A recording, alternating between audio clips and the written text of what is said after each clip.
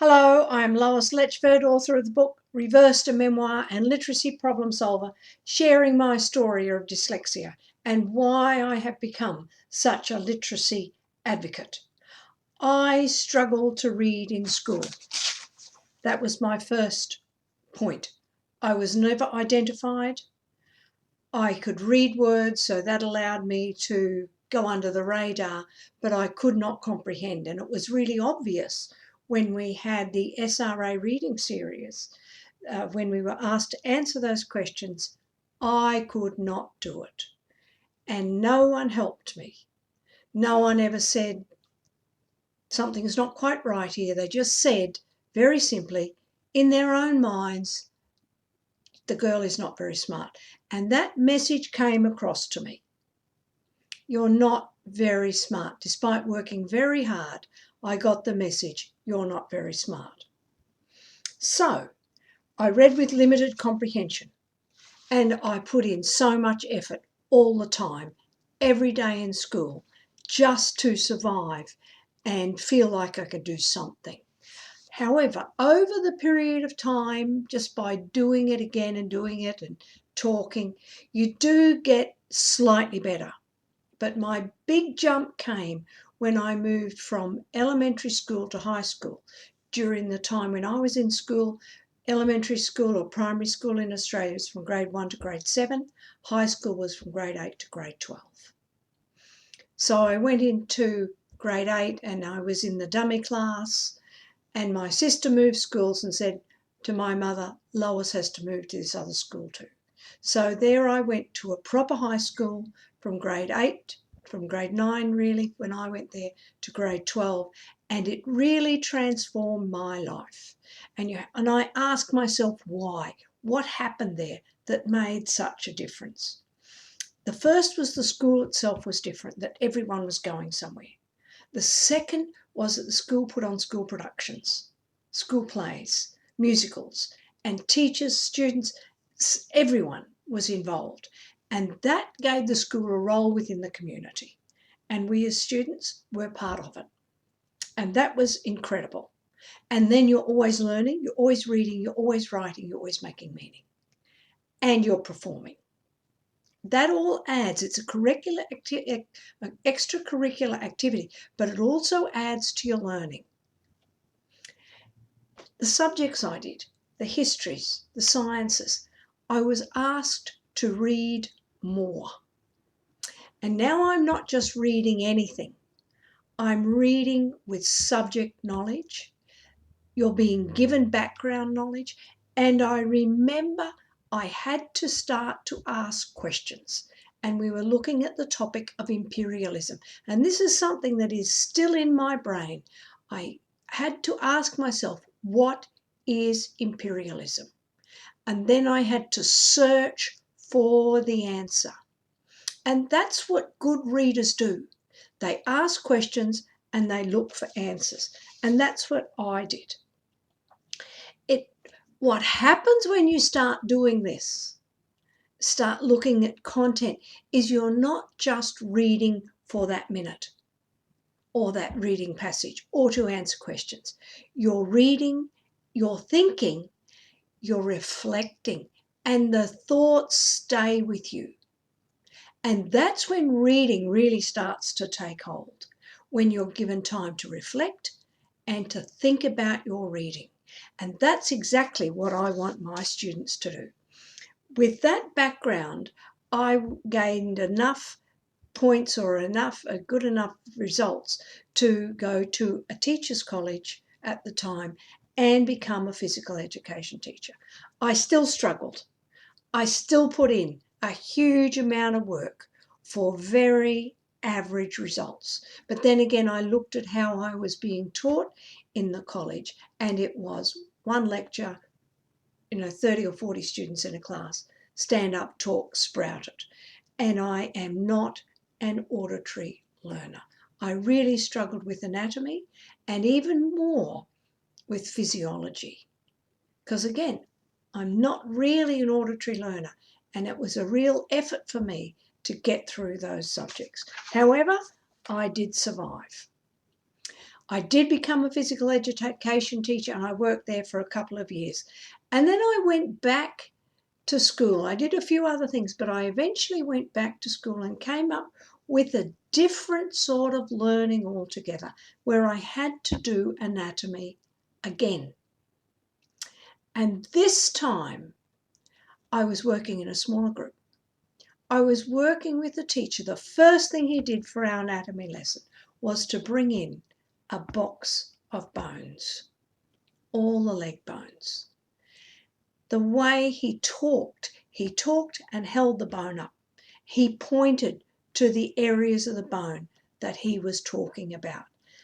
The multi-sensory teaching that he was doing transformed my learning. And that really became significant and has stuck with me. He changed the teaching, and I started to think, oh, I'm not as low as what people think. I'm not as low as what I think. I can do this. And that becomes a critical component of learning and teaching. However, you've also got the component that teachers learn from the way they were taught and the way they learn.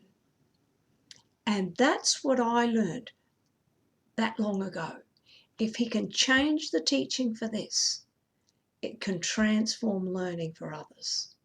And that was really significant for me and played a huge role when my son comes along and I'm expected to teach, and he's not learning, and then I'm expected to teach him. So there are new outcomes. The learning experiences of teachers influence the way they teach and learn. It's worth thinking about, teachers, if you're listening, what learning experiences have impacted the way you teach today? Are you teaching the way you were taught? Or are you thinking, this is not working for my students? What role does your learning have in teaching children today?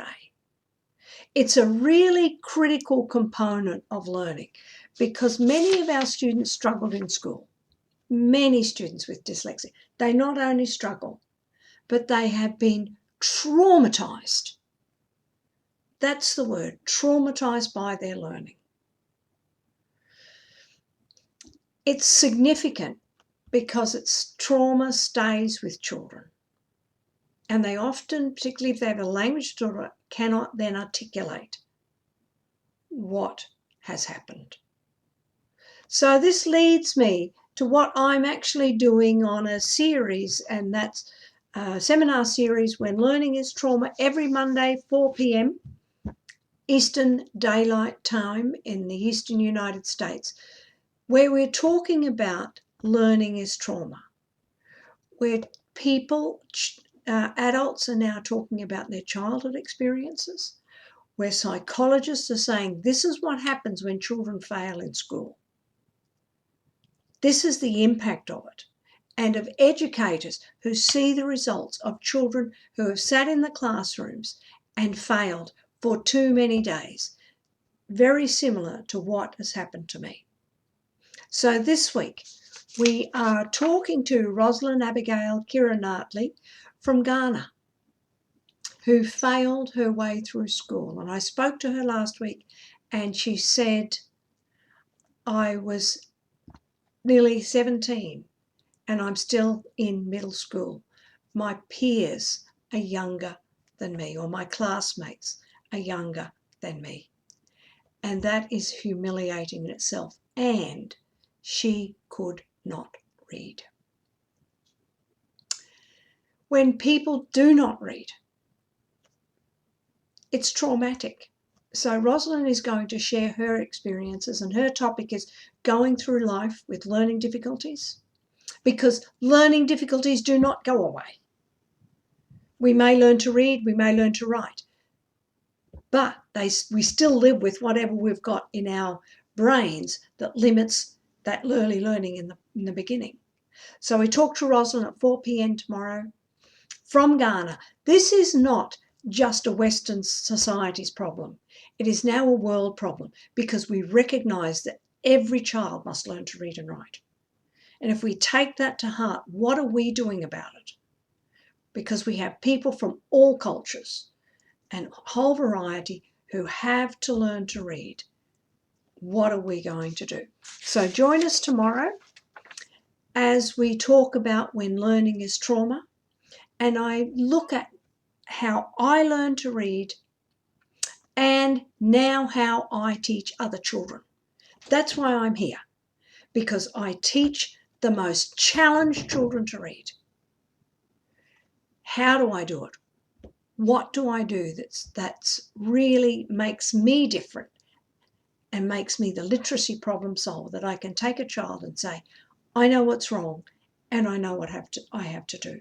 And so we remember that reading is both a science. There are certain things that we are required to do and children are required to learn, but it's also an art. It's a matter of, yes, I have to do things. How am I going to do it to engage this child in learning to read? That's why I'm here. It's Lois Letchford. Hit like, hit subscribe, and always, if you've read the book Reversed, please connect with me. Please tell me what you thought, what you think of it, what you liked about it, what you didn't like about it. Because it is my story. And I'm very aware that our family was extremely privileged in having my son learn to read. And that in itself makes me say no child should ever have to have that level of privilege to learn to read. Learning to read must come to each child in the school they are in the class they are in the home they are in, and it's our job to do it. So that's me, Lois Letchford. Thank you for joining me today. Hit like, hit subscribe, connect with me, and let me know if you've read the book Reversed, a Memoir. Thank you.